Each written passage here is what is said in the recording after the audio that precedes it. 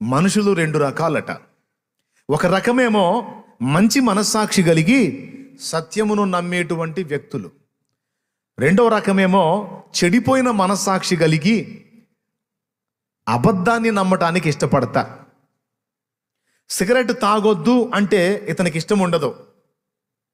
Cigarette తాగొద్దు అంటే ఇతనికి ఇష్టం ఉండదు. ఎందుకంటే సిగరెట్ అంటే ఇతనికి విపరీతమైన మక్కువ. అదొక వ్యసనం, దాన్ని వదిలిపెట్టుకోలేకపోతున్నాడు. కానీ ఏం చేద్దాం? దేవుని కూటానికి వచ్చినప్పుడల్లా దేహాన్ని చెరుపుదాన్ని నీ దగ్గర నుండి తొలగించుకో, అపవిత్రమైనటువంటి క్రియలు చేయొద్దు, అలా ఉండొద్దు, ఇలా ఉండొద్దు అని బోధిస్తూ ఉంటే కొంచెం గాయం అవుతూ ఉంటుంది. ఈ విషయంలో ఇలా కాకుండా ఎలా ఉంటే బాగుండు. ఇప్పుడు నా కష్టం, నా డబ్బులు నేను పెట్టి కొట్టుకాడికెళ్ళి కొనుక్కొని తాగుతున్నా. నా ఒక్కడికి ఏదన్నా జరిగితే జరిగిద్ది. మందు తాగొద్దు అన్నారు, మద్యపానం చేయొద్దు అన్నారు. నేను ఎవరికి ఇబ్బంది పెడుతున్నాను? నా ఇంట్లోకి ఇస్తున్నా, 500 సంపాదిస్తున్నా, 400 ఇంట్లోకి ఇస్తున్నా, 100 రూపాయలు తాగుతున్నా. 70 రూపాయలు పెట్టి ఒక చిన్న సీసా తెచ్చుకుంటున్నా, 30 రూపాయలు టచింగ్ పెట్టుకుంటున్నా, ప్రశాంతంగా తాగుతున్నా.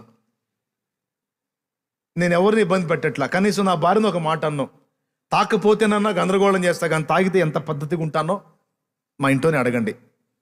మరి ఇన్ని జాగ్రత్తలు తీసుకుంటున్నప్పుడు, ఇంత భద్రంగా ఉంటున్నప్పుడు, ఇంత నీతిగా నేను తాగుతున్నప్పుడు ఎట్లా? ఇంత నీతిగా నేను తాగుతున్నప్పుడు మరి నేను తప్పెందుకు చేస్తున్నాను? నేను చేసే తప్పు ఎలా అయింది? నేను రోడ్ల మీద గొడవ చేస్తే తప్పు, భార్య పిల్లల్ని కొట్టి తిట్టి గందరగోళం చేస్తే తప్పు, ఇంట్లో డబ్బులు ఇవ్వకపోతే తప్పు. అరే అన్నీ నేను అవేం చేయట్లేదు కదా. 500 సంపాదిస్తే 400 బజార్లో కూడా తెలియదు నేను తాగేటట్టు.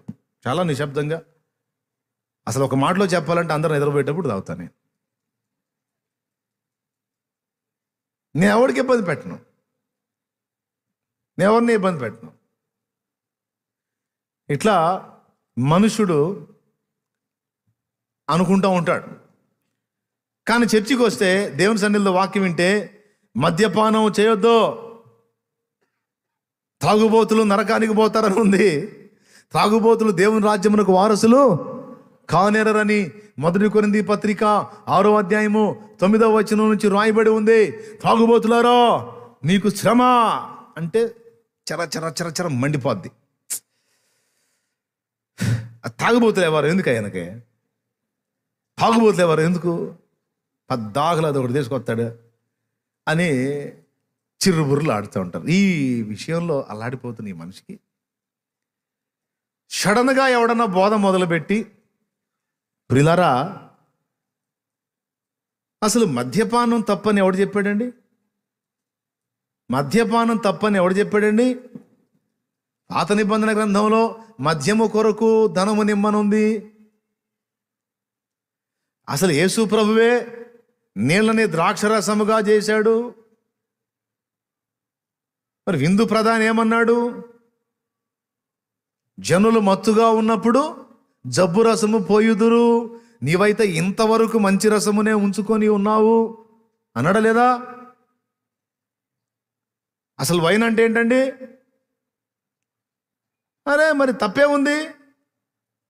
ప్రియులారా, మద్యపానం తప్పు కాదండి. ఇతరులకు ఇబ్బంది కలిగించకుండా, కుటుంబంలో ఇబ్బంది కలిగించకుండా, ఆర్థికంగా మనం నష్టపుచ్చుకోకుండా ఓ పద్ధతి ప్రకారం కొంచెం కొంచెంగా పుచ్చుకుంటే అది పెద్ద తప్పేం కాదండి అని ఎవడన్నా బోధ చేశాడు అనుకో, అబ్బా ఇదిరా సత్యం అంటాడు. ఇక స్తోత్రం. అబ్బా అబ్బా ఎంత అద్భుతమైన విషయం మాట్లాడాడండి. అమ్మో బాబోయ్, ఇంతవరకు వెళ్ళలేదండి నేను. అరే ఈ చర్చి కన్నా పో, ఏ కూటానికన్నా పో, తాగొద్దో, తాగితే పోతావు, తాగితే అట్ట, తాగితే ఇట్ట, ఈ సోదంతా విని విని చెదరపడుతుంది.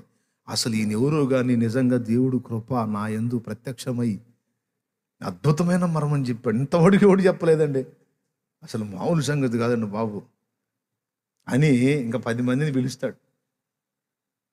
ఆడుగీడ కాదు, ఆయన దగ్గర సత్యం ఉంది అని ఆ అబద్ధాన్ని నమ్మటానికి ఇష్టపడతాడు. అబద్ధం ఏంటి బ్రదర్? అది బైబిల్లోనే ఉంది కదంటే, బైబిల్లో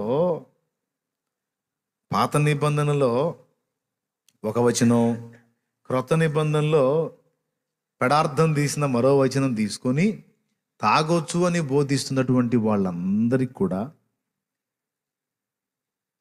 తప్పనిసరిగా దేవుని తీర్పు ఉండి తీరుతుంది. ఎందుకంటే ఒక వచనం ఆధారం కాదు, ఒక అంశాన్ని గురించి లేఖనం మొత్తం ఏం చెప్పిందో దాన్ని మేజర్గా తీసుకోవాలి.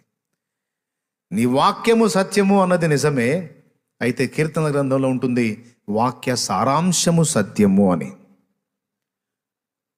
త్రాగుడు అనే ఒక పాయింట్ గురించి బైబిల్ మొత్తం ఎక్కడెక్కడెక్కడెక్కడ ఏమేం చెప్పిందో మొత్తం కుప్పేసుకొని అన్నిటికీ సమానమైన న్యాయం కల్పిస్తూ వ్యాఖ్యానాన్ని సిద్ధపరచుకోవటమే సత్య సంబంధమైన నిర్వచనం, వాక్య సారాంశ సత్యమైన నిర్వచనం.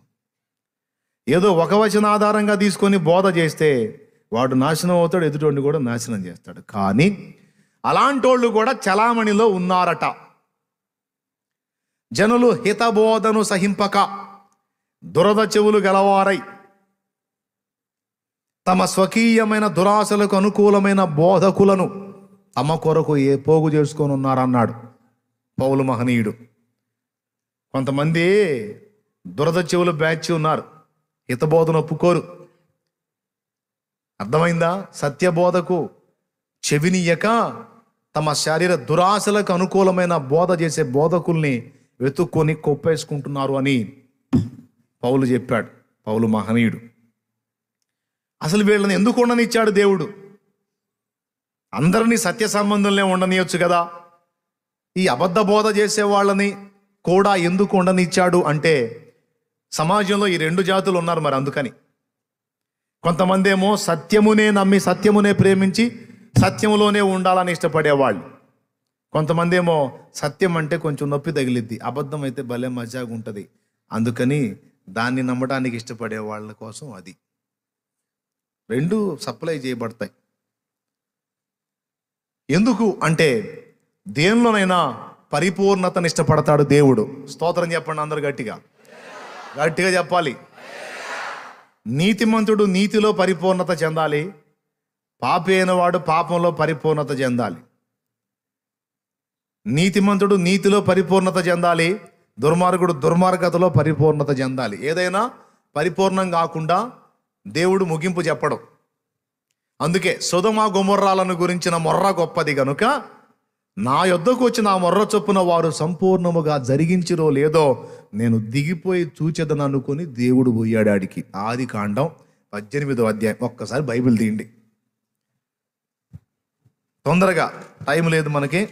ఆదికాండం 18వ అధ్యాయము 20వ వచనం.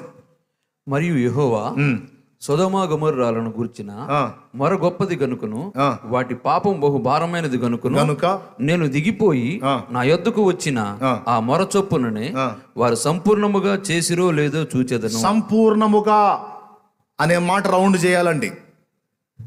అంటే వాళ్ళు చేసేటువంటి పాపము సంపూర్ణం కాకపోతే తీర్పు వాళ్ళ మీదకి రావటం జరగదు. తీర్పు వాళ్ళ మీదకి పెళ్ళున దిగి రావాలంటే వాళ్ళు చేసే పాపం సంపూర్ణం కావాలి. అలాగే నీతిమంతునికి వచ్చే నీతివంతమైన తీర్పు కూడా రావాలి అంటే నీతిలో ఇతడు సంపూర్ణ సిద్ధి పొందాలి. అర్థమైందా?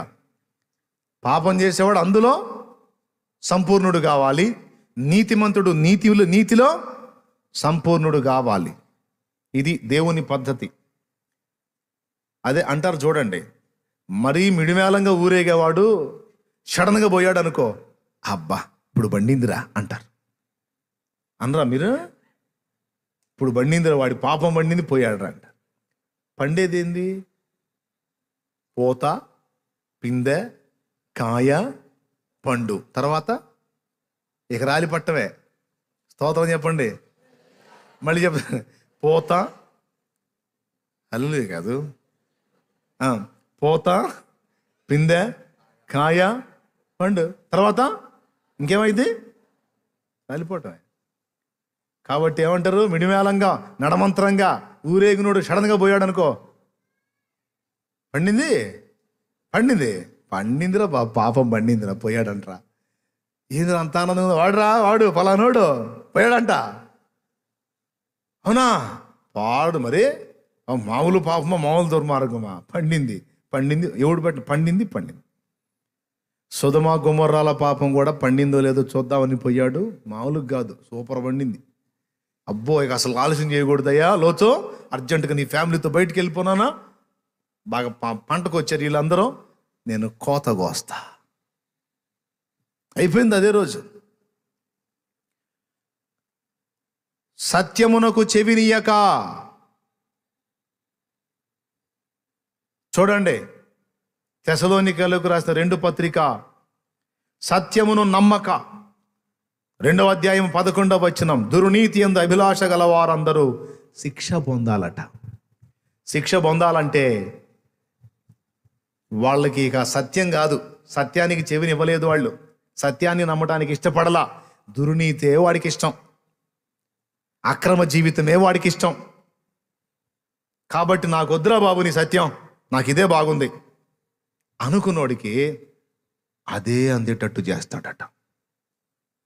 కొంతమంది ఉంటారండి, ఈ చెడిపోయిన బతుకుతాడు. ఎందుకురా నువ్వు చెడిపోయిన బతుకుతున్నావు, మారు మనసు పొందురా అని మనం అన్నాం అనుకో, వెంటనే అంటాడు, మానలేకపోతున్నానండి, ఇది నాకు పెద్ద అలవాటు అయిపోయింది, దరిద్రం అయిపోయింది అనడో. ఎవడు బాగున్నాడు? చూడు, నువ్వు అడ్డదిడ్డగా బతుకుతున్నావురా, దీనివల్ల నీకు నాశనం వచ్చిందిరా, ఇది మంచి పని కాదు, నువ్వు మార్చుకోరా అంటే వీడు ఆవేశపడి అసలు ఎవడు బాగున్నాడు? అయితే వాడి ఇంటికే పైపు లైన్ వేస్తాడు దేవుడు, డైరెక్ట్గా ఇంటికే. సత్యాన్ని నమ్మడానికి ఇష్టపడ్డవానికి సత్యమే సరఫరా చేయబడిద్ది. అందుకే మనకు మంచి మనస్సాక్షి ఉండాలి, సత్యం కొరకు ఆశ ఉండాలి.